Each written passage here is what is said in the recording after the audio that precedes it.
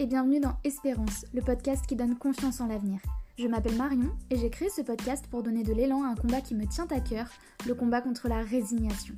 Chaque jour, j'entends des personnes dire que c'est trop tard, que c'est foutu, qu'il faut ouvrir les yeux et arrêter d'espérer. Ces personnes parlent de leur santé ou de celle d'un proche, de l'environnement, de l'éducation et plus généralement de sujets de société. Grâce à ce podcast, je compte bien vous montrer que tout autour de nous, des personnes incroyables et engagées agissent quotidiennement pour changer le monde en mieux. Si ce podcast vous plaît, vous pouvez le soutenir en le notant avec 5 étoiles sur iTunes ou en vous abonnant sur votre plateforme d'écoute. Et si vous pensez qu'il peut apporter un peu d'espérance et de positivité dans la vie de vos proches, n'hésitez pas à leur partager. Vous pouvez aussi me rejoindre sur Instagram sur le compte Espérance et vous ou poster sous le hashtag #MadeWithEspérance pour que je puisse vous lire et échanger avec vous. Et maintenant, place au sujet du jour.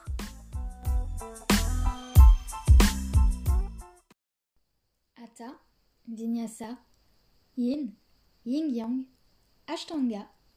Vous l'avez compris, on va parler de yoga. Et pour ce, aujourd'hui, je reçois Delphine, de la chaîne Delphine Marie Yoga sur YouTube, professeure de yoga dans les Alpes-Maritimes depuis plusieurs années. Si je demandais à Delphine d'intervenir pour ce 2e épisode du mois de la santé au naturel sur Espérance, c'est parce que non seulement je pratique depuis un moment ces vidéos sur YouTube, mais surtout parce que c'est une personne humble, enthousiaste, qui a à cœur de transmettre son savoir et qui semblait selon moi la mieux placée pour nous aider à dépasser les idées reçues sur le yoga. Dans cet épisode, elle nous livre les clés pour intégrer le yoga au quotidien dans notre vie et nous dévoile les résultats surprenants et même miraculeux qu'elle a pu observer autour d'elle. Vous retrouvez toutes les plateformes de Delphine dans la description du podcast et je vous laisse rejoindre notre conversation du jour.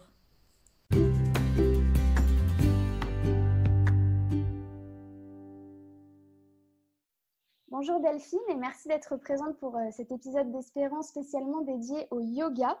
Donc on va parler principalement de cette pratique et puis surtout de ton rapport toi au yoga aujourd'hui. Dans un premier temps, je vais te laisser te présenter de la façon dont tu le souhaites à nos auditeurs. Bonjour Marion.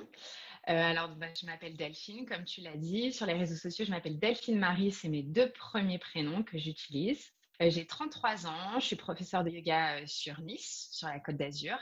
Ça fait 5 ans maintenant que j'enseigne le yoga. J'ai commencé aux États-Unis où je vivais à l'époque, où je me suis formée. Et puis en 2016, je suis rentrée en France. Et quand je suis rentrée en France, je me suis demandé que faire. Je me suis demandé est-ce que je reprends mon ancienne vie parce que ça a vraiment été la pratique du yoga a vraiment tout changé dans ma vie. J'avais un autre métier avant.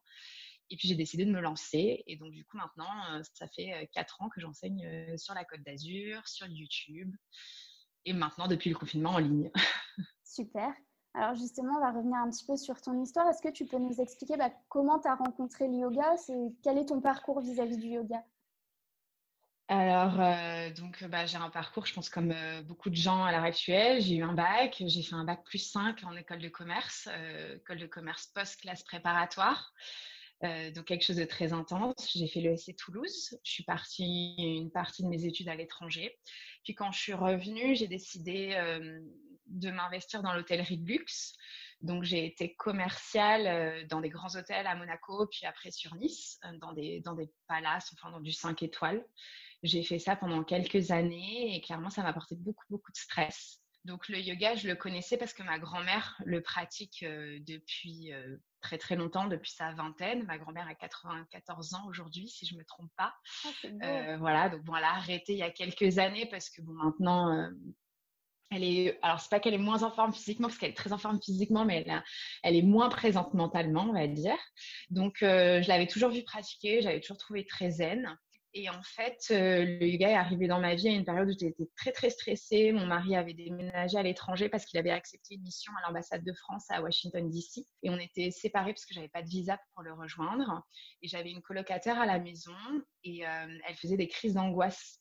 Et c'était quelque chose que j'avais jamais vu. Moi, je me considérais stressée, mais alors c'était un autre niveau, impossible de respirer, l'impression qu'un étau se resserre sur elle. Et bon, moi, quand je voyais ça, j'étais vraiment sans ressources. Et un jour, elle m'a dit, je pense qu'on devrait se mettre au yoga. Et donc, du coup, on a commencé à faire du yoga à la maison sur YouTube. C'est pour ça aussi que je suis attachée à YouTube. C'est parce que moi, j'ai commencé comme ça avec une grande plateforme qui s'appelle Yoga with Adriene. Donc, tous des cours en anglais. Voilà, maintenant, c'est une prêtresse du yoga. À l'époque, quand j'ai commencé, elle était moins connue. Maintenant, tout le monde la connaît. Et voilà, on a commencé à pratiquer tous les soirs. On se faisait un quart d'heure, 20 minutes de yoga à la maison, plein de styles différents. Donc, j'ai commencé à pratiquer. Puis, j'ai déménagé aux États-Unis. Et là, j'ai vécu un énorme bouleversement parce que j'avais quitté mon travail, mes amis, ma famille. Je me suis retrouvée dans une société où je connaissais personne. Mon mari, lui, était déjà là-bas depuis 1 an. Donc, lui, il s'était recréé son cocon. Moi, j'ai débarqué et je me suis dit, qu'est-ce qui se passe en fait? Et en fait, j'ai vécu une espèce de crise existentielle. Qui je suis, d'où je viens, où je vais, quelle est ma place dans ce monde? Et j'ai commencé à pratiquer. En fait, il y avait un studio de yoga à genre 2 rues de chez moi. Et aux États-Unis, ils proposent des abonnements illimités, puis c'est très, très développé. Donc, en fait, je me suis inscrite en me disant, j'irai autant de fois que je peux, comme en fait, j'ai rien à faire. Et puis, ça va me permettre de connaître du monde, m'inclure dans une communauté. Et j'ai commencé à pratiquer 2 fois, 3 fois par jour. Donc voilà, ça a commencé à devenir vraiment une pratique très importante. Et en fait, j'ai vu des petits changements qui se sont installés dans ma vie. Et j'ai eu envie de creuser, de comprendre pourquoi je commençais à me sentir mieux, pourquoi je commençais à plus avoir mal au dos, parce que je suis quelqu'un qui souffre de problèmes dans les lombaires depuis très longtemps, depuis que j'ai 15 ans. Et je me suis dit, c'est incroyable, pourquoi ça fait autant de changements sur moi? Et donc, en fait, j'ai creusé. Et de là, je me suis formée pour en comprendre plus. De là, j'ai commencé à enseigner. Ça ne s'est jamais arrêté. Ouais, mais quelle histoire! C'est un gros parcours. Hein. Et puis, C'est c'est un vrai que gros ça fait parcours. un gros changement, hein, parce que des hôtels de luxe commercial, en plus, c'est quand même un boulot, Ouais. faut endurer. Donc, Ouais. Complètement, ça a rien à voir, c'est le jour et la nuit. Et c'est vrai que quand je suis revenue en France, je me suis posé cette question, qu'est-ce que je fais? Parce que en fait, c'était très fluide. Je me suis formée aux États-Unis et pendant la formation, comme c'est une formation diplômante, on nous demandait d'enseigner. Moi, je n'étais pas du tout à l'aise avec ça parce que c'était un pays quand même, c'était une langue étrangère. L'anglais, c'est quand même pas ma langue maternelle, donc il fallait enseigner en anglais. Donc, j'étais un petit peu réticente. Et en fait, au moment du diplôme, on devait enseigner devant des professeurs certifiés. Et il y a la propriétaire du studio qui, à la fin du cours, est venue me voir. Elle m'a dit, toi, je te laisse pas partir. Tu as quelque chose dans la voix qui pourrait faire mettre son pied derrière la tête à quelqu'un qui n'est pas du tout souple. Donc, elle m'a dit, toi, tu restes, je te donne un job. Et donc, du coup, j'ai commencé à enseigner comme ça et c'était une évidence. Mais quand je suis rentrée en France, je me suis dit, en fait, tout ce que je connais de la France, c'est l'hôtellerie de luxe. Donc, je vais rechercher un boulot. Et là, c'est mon mari qui m'a dit, non, t'enseignes. Génial! Ah, mais comme quoi les rencontres et tout se met sur son chemin quand on en a besoin, quoi. C'est difficile souvent quand on le dit, quand on l'entend, que tout arrive au bon moment. C'est hyper difficile à concevoir parce qu'on est dans l'attente, des fois on vit des moments difficiles. Mais c'est vrai que l'univers fait en sorte que les choses, elles se goupillent bien. Ouais, c'est génial, super.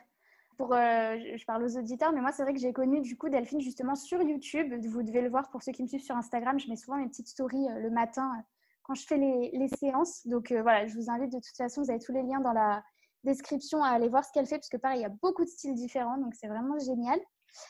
Alors du coup, une petite question que moi j'aime bien. Quelles sont, d'après toi, les idées reçues que tu vois souvent chez des gens qui viennent vers toi les premières fois où ils pratiquent du yoga? En général, la première chose que j'entends, c'est je suis pas souple, je peux pas faire du yoga. En général, c'est vraiment la première barrière que les gens se mettent. Et je comprends parce qu'aujourd'hui, les réseaux sociaux nourrissent ça. On voit beaucoup de photos de yogis qui font des grands écarts, qui arrivent à faire des postures incroyables, à replier les jambes dans des sens qui sont presque… en fait, ça ressemble presque à des postures du Cirque du Soleil. Et moi, j'aime bien dire aux gens, en fait, justement, le yoga, c'est pour les gens qui sont pas souples. L'un des buts du yoga, c'est vraiment de regagner en mobilité, de réacquérir ou d'acquérir une souplesse qu'on a eu l'impression de ne pas avoir dans le corps. Et après, il faut penser que ce qu'on voit sur les réseaux sociaux, c'est pas la réalité. La réalité, c'est que chacun a une anatomie différente, a un corps différent, a des insertions d'os qui sont différents et qui fait que moi, par exemple, je peux pas faire un grand écart et en fait, j'y arriverai jamais. Mais ça va pas changer ma vie, en fait. Je suis très bien comme ça. Et l'idée, c'est juste de retrouver de la mobilité et de l'aise dans son propre corps. Donc, le yoga, c'est vraiment, ça ne se limite pas aux gens qui ne sont pas souples. En fait, je pense que plus on atteint comme ça des buts de souplesse et tout, plus on les met en avant parce qu'on est fier de les avoir atteints. Mais du coup, c'est ça qui vient alimenter tous les réseaux et on a l'impression que les gens qui font du yoga, ils ont tous voilà, ils font tous des grands écarts, ils mettent tous les jambes derrière la tête. Et que du coup, si Bien jamais sûr. on n'y arrive pas, c'est qu'on n'est pas doué pour le yoga. Alors que c'est pas du tout. Et puis même quand on va un petit peu, dans la tradition indienne, on voit beaucoup de photos de yogis qui sont dans la posture du lotus. Mais les Indiens, c'est une population asiatique, ils n'ont pas du tout la même physiologie que nous. Et la posture du lotus, pour certaines personnes, c'est juste pas possible parce que leur fémur s'engage d'une certaine manière dans leur hanche. Et en fait, physiquement, c'est juste pas possible. Mais ça ne veut pas dire qu'on ne peut pas faire de yoga. Moi, la posture du lotus, c'est pas ma préférée. C'est pas grave, je le fais quand même. Mais c'est intéressant ce que tu dis. C'est vrai que je savais pas que selon les origines, etc., on n'avait pas la même physiologie. Oui, les Asiatiques ont tendance à être légèrement plus souples que nous. Voilà. Du coup, vous avez la réponse de pourquoi, quand vous voyez les Asiatiques sur Instagram, ils font des postures comme ça. Vous avez pu Exactement. Le yoga, c'est pour qui et puis c'est pour quoi? Alors, pour qui? J'ai envie de dire pour tout le monde. Ouais. Ça, c'est encore pareil, c'est des barrières qu'on se met. Il y a beaucoup de gens qui arrivent et qui me disent je suis pas souple, je suis trop mince, je suis trop grosse, j'arrive pas à calmer mon mental, ou j'aime pas les trucs mous, j'aime pas les trucs trop dynamiques, je suis trop vieille, je suis trop jeune. Enfin voilà, il y a toujours des excuses. Et au final, à l'heure actuelle, il y a tellement de diversité dans l'offre du yoga et tellement de types de yoga différents et de professeurs de yoga différents qu'il y aura forcément un yoga qui correspondra à chacun. Alors moi, ce que j'ai tendance à répéter aux gens, c'est allez-y, pratiquez, essayez avec plein de profs différents et il y a un moment, il y a une voix qui va vous parler. Peut-être qu'un professeur vous aura dit quelque chose et un autre professeur va vous dire exactement la même chose. Avec le premier, vous vous dites « Oh non, mais elle a perdu la tête, elle est complètement folle ». Et avec le deuxième, vous vous dites « Ah mais oui, évidemment, c'était ça ». Donc c'est vraiment ça. Et il y a vraiment un yoga pour tous. Je veux dire, il s'adapte. En fait, l'idée du yoga, c'est de s'adapter à soi. Donc, moi, par exemple, j'ai vécu une grossesse. J'ai continué à pratiquer pendant toute ma grossesse, mais c'est sûr, je faisais pas le même yoga que je faisais avant ma grossesse. Et pareil en postpartum. Et je vois bien que ma grand-mère, à 90 ans, elle faisait pas le même yoga qu'elle faisait à 40 ans. Et c'est normal. En fait, c'est vraiment pour tout le monde. Et après, à ta question, pourquoi? Je dirais qu'il y a beaucoup, beaucoup, beaucoup de réponses. Mais en tout cas, j'aime bien voir 3 niveaux dans les bienfaits, en quelque sorte, du yoga. Le premier, il est physique. À la fois pour travailler tout ce qui est mobilité, souplesse du corps. En fait, j'aime bien utiliser ce terme mobilité plus que souplesse, parce que quand on imagine souplesse, on se dit je vais pouvoir faire un grand écart. Mais en fait, l'idée, c'est vraiment de se sentir bien dans sa propre maison et de se sentir libre de ses mouvements. Et pour certaines personnes, ça va être faire un grand écart. Pour d'autres personnes, ça va juste être capable de se baisser au sol, ramasser un sac de course sans que ça leur fasse super mal aux jambes ou au dos, en fait. Donc ça, c'est le premier aspect physique. Et le deuxième, ça va être de construire en fait la force profonde. Et ça, il y a 2 pratiques, 2 disciplines, je pense, qui travaillent vraiment ça. C'est le pilate et le yoga qui viennent chercher vraiment les muscles profonds. Donc le transverse, en ce moment on parle beaucoup du muscle transverse qui est un muscle abdominal très profond. Et pareil, ça va venir travailler les cuisses, les fesses en profondeur, les bras. Et l'idée, c'est pas de ressembler à un bodybuilder, mais juste de dessiner le corps, donc de renforcer les muscles et de les allonger. Donc, toujours dans cette idée de force et en même temps de mobilité. Donc vraiment, le premier aspect pour moi, le premier intérêt, c'est le physique. Le deuxième, ça va être un intérêt émotionnel, donc ou énergétique, un petit peu des deux. Dans la vie, on rencontre plein de choses, on vit plein d'expériences et on porte en nous pas mal de traumatismes. Alors après, c'est pas forcément négatif, c'est juste des choses qu'on va stocker à l'intérieur de nous qui vont venir se bloquer dans certains de nos organes, dans certaines de nos articulations. Et on peut même porter des traumatismes des générations précédentes. Et du coup, en fait, le yoga va travailler vraiment au niveau énergétique, un petit peu comme la médecine chinoise. Elle va travailler sur, alors soit ses méridiens, soit en yoga, on les appelle les chakras. Mais l'idée, c'est de libérer ces énergies pour que l'énergie du corps, elle circule normalement et pour aussi éviter que de mauvaises énergies soient stockées et puissent générer ensuite des maladies. Et le troisième aspect, pour moi, c'est l'aspect mental. Alors, c'est le volet le plus difficile pour moi parce que je fais partie de ces personnes qui ont un petit vélo qui tourne qui fait un Ironman dans sa tête, hein. Donc, des fois, j'aimerais bien qu'il s'arrête. C'est hyper compliqué. Moi, je suis ce genre de personne qui a besoin de remplir beaucoup sa vie, de beaucoup de choses. Parce que sinon, mon petit vélo, il tourne et je suis absorbée par mes pensées et ça ramène du stress, de l'anxiété à l'intérieur de moi. Donc, l'idée du yoga, c'est de ralentir le petit vélo, d'accepter le calme, d'accepter le silence, voilà, et du coup, vraiment d'accéder à une espèce de plénitude.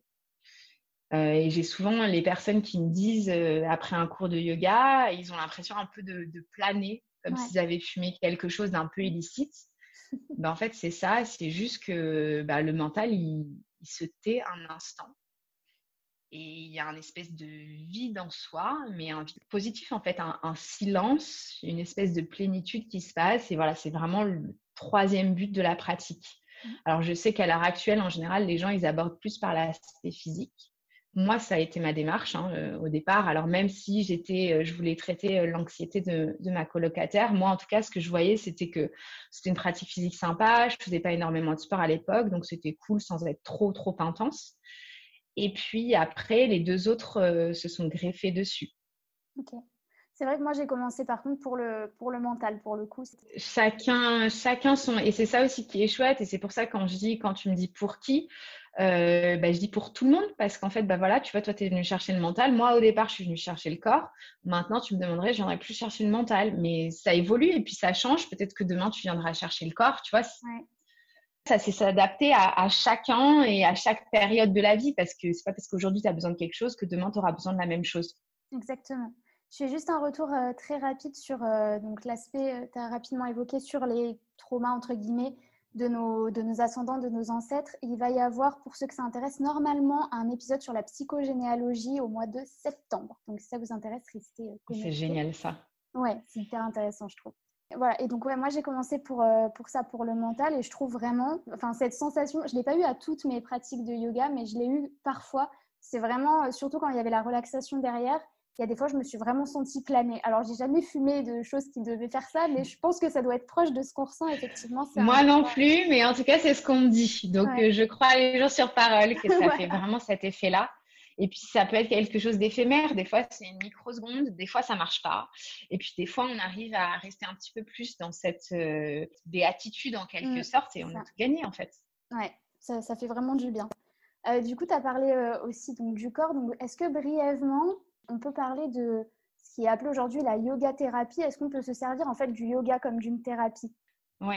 Donc, il y a vraiment maintenant un type de yoga qui s'appelle yoga thérapie, qui est très spécifique. C'est quelqu'un qui l'a créé. Alors, moi, je ne suis pas formée en yoga thérapie. Et l'idée, c'est vraiment d'associer, en fait, les postures de yoga à un niveau plus énergétique, plus émotionnel, pour libérer toutes les énergies bloquées du corps. Donc, ça, c'est quelque chose de très spécifique. Par contre, c'est vrai qu'à l'heure actuelle, on parle beaucoup du yoga en tant que thérapie, qui n'est pas forcément le yoga thérapie.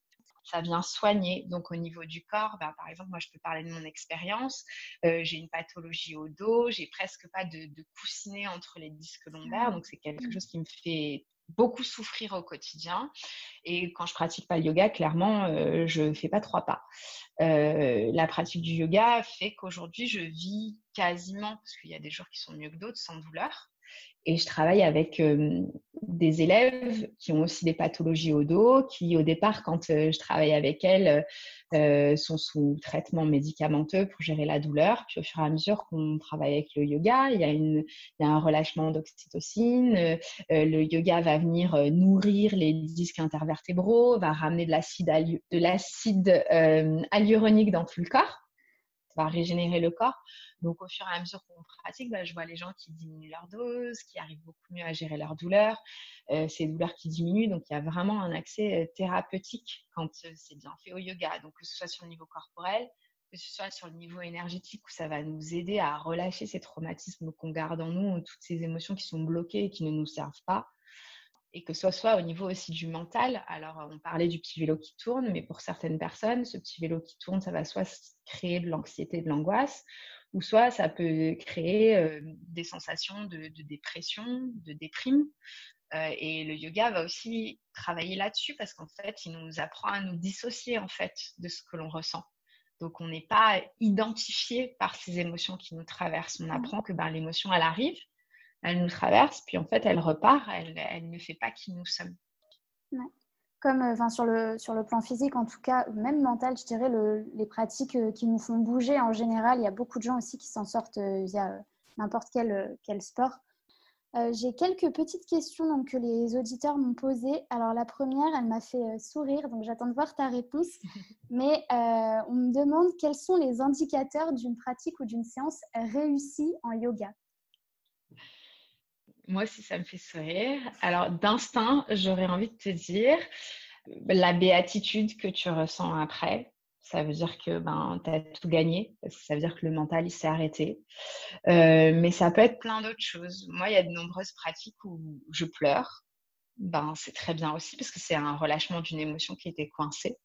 Donc, ça peut être aussi un signe. Juste ce sentiment d'apaisement, où il y a certaines personnes qui ont l'anxiété, l'angoisse et qui ont l'impression que quelque chose s'est soulevé de la poitrine.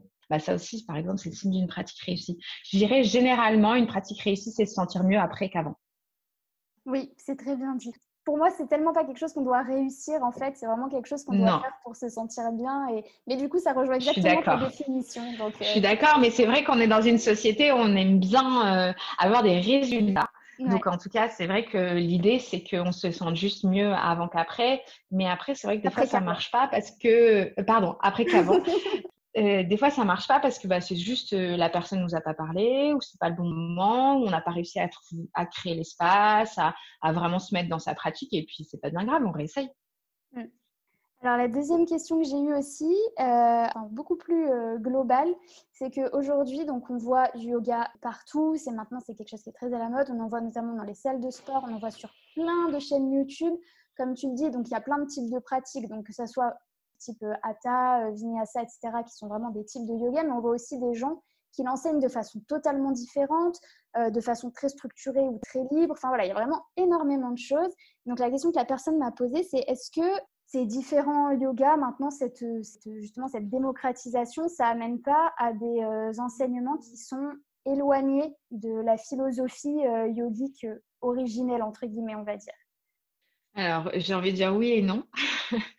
Parce que, alors c'est sûr que si on prend les textes de base, on dit souvent que le yoga est basé sur un texte qui s'appelle les Yoga Sutras de Patanjali, qui remonte à 400 ans avant Jésus-Christ, si je ne me trompe pas. Donc, c'est un très vieux texte qui notamment parle des 8 branches du yoga, donc des 8 choses à faire sur le chemin vers cette plénitude. Donc cette pleine conscience, on va dire. Donc, si on prend les textes de base, le yoga qu'on pratique à l'heure actuelle n'a rien à voir avec ça. Parce que quand Patanjali parlait donc, de ces 8 branches du yoga, en fait, il ne parle pas de pratique physique, pas du tout. Il parle de concepts à s'appliquer à soi, donc des règles de vie, des règles d'hygiène, des règles en société. Donc, un qui est très connu, qui est Ahimsa, qui est la non-violence. Et c'est notamment pour ça que beaucoup de yogis sont végétaliens. Donc, si on reprend vraiment la base, c'est vraiment de la méditation, des pratiques de respiration. Et en fait, les asanas, donc les postures physiques, sont très peu décrits. Essentiellement, il y a juste une posture qui est décrite, c'est l'assise pour la méditation.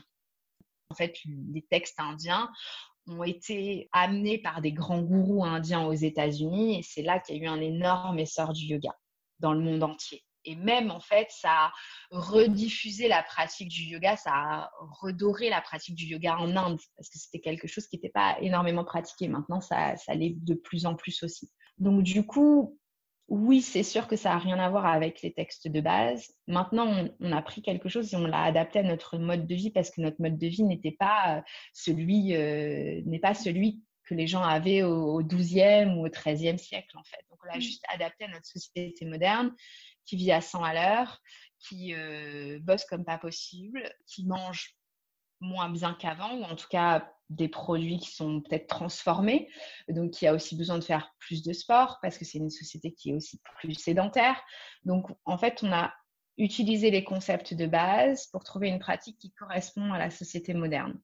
Et même si on décide d'aller faire du yoga en salle de sport ou qu'on décide de faire une pratique très intense, parce qu'il y a des yogas comme comme le power yoga, par exemple, qui sont des pratiques qui sont très, très dynamiques, où on transpire beaucoup, on travaille beaucoup les abdominaux, etc. Au final, il y a toujours ce travail sur la respiration. Il y a toujours une forme de méditation en mouvement. Il y a toujours cette relaxation à la fin qui permet au corps de se régénérer, au mental de se poser. Et puis, à force de pratiquer, il y a des changements qui vont venir dans la vie des gens parce que la force des choses, en fait, on se pose des questions sur soi, on découvre beaucoup plus de choses aussi sur soi, sur ses envies, sur qui on est. Et en fait, il y a des changements qui se produisent sur le tapis qu'on vient remettre dans notre vie de tous les jours. Donc, je dirais, en fait, peu importe la manière dont on le pratique, peu importe les dérives qu'il peut y avoir, au final, on rejoint tous le même but, même si on l'attaque d'un angle différent. C'est super intéressant. Tu m'as appris énormément de choses.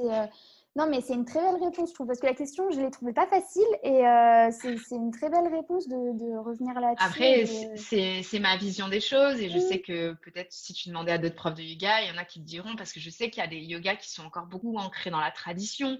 Par exemple, la Iyengar, qui est un yoga qui est vraiment basé sur l'alignement, où on dit tu ne feras pas telle posture avant tant d'années de yoga, etc. Mais moi, en tout cas, ma vision des choses, voilà, je pense être assez représentative de la jeune génération dans la société qui bouge beaucoup. En fait, moi, je me dis juste que peu importe l'angle d'attaque, on rejoint tous le même endroit, quoi. Non, mais tu es là pour partager ta vision, donc c'est très bien. Moi, je suis très contente.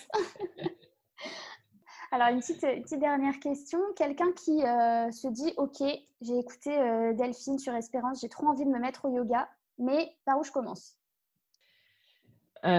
Juste se lancer, en fait. Alors, je sais que c'est pas facile, mais moi, j'avais un peu cette sensation de me dire, si je débarque dans une salle, qu'ils se mettent tous à chanter, parce que ça, c'est aussi une des fausses idées reçues qu'on a, s'ils se mettent à chanter en sanskrit, moi, ça m'effrayait. S'ils se mettent à faire des postures pas possibles, si la professeure parle pas en français, mais en sanskrit. Voilà, j'avais un petit peu peur. Donc, en fait, j'avais trouvé YouTube sympa parce que ça m'avait donné quelques bases. Ça m'avait en fait démystifié un petit peu la chose. Et après, j'étais allée en studio. Je trouve que pratiquer chez soi, c'est top pour avoir une routine tous les jours. Mais pratiquer en studio, c'est juste génial parce qu'il y a l'énergie du groupe. Il n'y a pas de yoga parfait. Je sais qu'aujourd'hui, il y a 10 millions de types de yoga et on se perd parce que quand on regarde un studio, il y a les yogas classiques, type le Hatha Yoga, qui est un yoga plutôt calme, même s'il est physique. Le Vinyasa Yoga qui est très dynamique. Il y a l'Ashtanga qui est encore plus dynamique et plus dans la tradition. La Iyengar qui est sur l'alignement. Bref, il y a vraiment beaucoup de styles de yoga. Et en plus, il y a des studios maintenant qui donnent des appellations créatives. Donc, ça va être flow, Vinyasa flow, Prana flow. Donc, du coup, on est vite perdu. Moi, je dirais juste d'essayer plusieurs profs différents, plusieurs types différents. Juste d'aller vers un cours qui correspond à notre niveau et de ne pas hésiter à demander en fait à la professeure en lui expliquant voilà, moi j'ai pas fait de sport, moi j'ai tel âge, moi j'ai des pathologies spécifiques ou pas.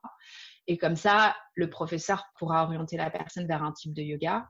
Et puis moi je dis juste essayer jusqu'à ce qu'il y ait quelque chose qui parle. Pas être dégoûté par une première expérience qui rebute. Moi, j'avais adoré m'inscrire et je sais qu'à Paris, ils le font par exemple 2 ou 3 semaines en illimité pour un prix qui est très réduit. Et du coup, ça permet d'essayer plein de types de yoga différents pour voir ce qui nous appelle en fait.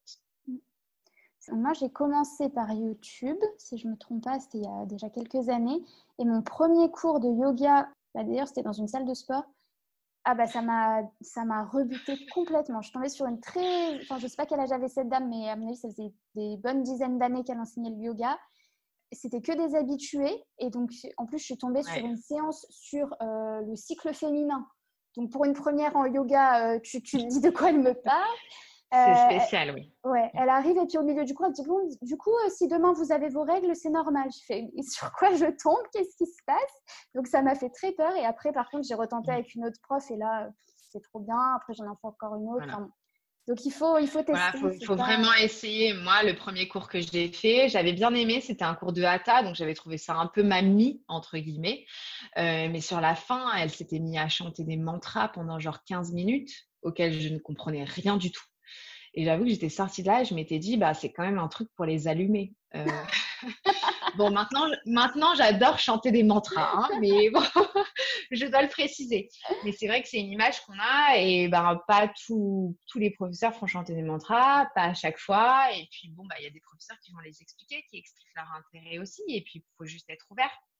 Mais voilà, moi, j'avais réessayé derrière. Et derrière, j'avais trouvé une prof qui avait mon âge, qui était dans du yoga dynamique et qui avait une vision. En tout cas, elle abordait la chose d'une manière qui me plaisait à l'époque. Ouais, super. On arrive déjà à la fin de cet enregistrement. Alors, est-ce que tu as un point sur lequel tu souhaites revenir, quelque chose à ajouter ou un message que tu aimerais faire passer? Alors non, je pense qu'on a couvert déjà beaucoup de choses. Après, je dirais juste aux gens, allez-y, lancez-vous et ça va transformer votre vie. J'aime dire que le yoga, pour moi, c'est vraiment un retour à soi et une découverte de soi. Et c'est un chemin qui est juste extraordinaire. Donc, faites un premier pas. Et après, les professeurs seront vous guider et vous trouverez un chemin qui va juste illuminer votre vie. Ouais, super. En tout cas, je vous invite vraiment à aller voir déjà sur YouTube et puis sur Instagram aussi les comptes de Delphine. Et franchement, sur YouTube, vous allez voir, il y en a vraiment là pour tout le monde. Parce que même moi, j'ai fait des trucs totalement différents depuis que j'ai démarré sur sa chaîne. Donc voilà, allez-y. Delphine, je suis ravie de t'avoir reçue dans le cadre de ce mois de juillet qui est axé sur la santé sur Espérance. Je te remercie beaucoup pour tout ce que tu nous as transmis et appris. Et puis, je te souhaite une bonne Merci à toi. continuation. Merci 1000 fois à toi de m'avoir accueillie ici. Je suis très flattée, très honorée.